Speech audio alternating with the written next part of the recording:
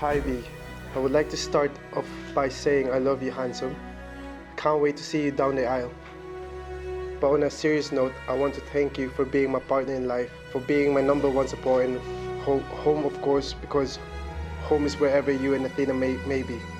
Now I know that because of you, taught me before I always thought I would never find someone that would love me. God led me to you.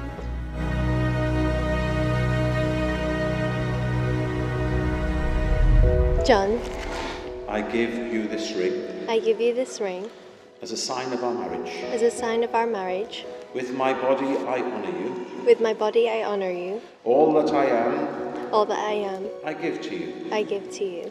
And all that I have, All that I have, I share with you. I share with you. In the name of the Father, In the name of the Father, and of the Son, and and of of the the Holy Holy Spirit. Spirit. Amen.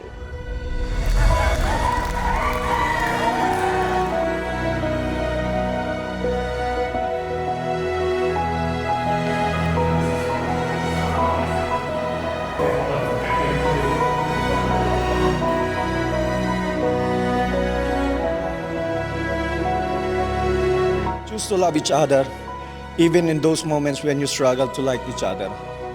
Love is a commitment, not a feeling.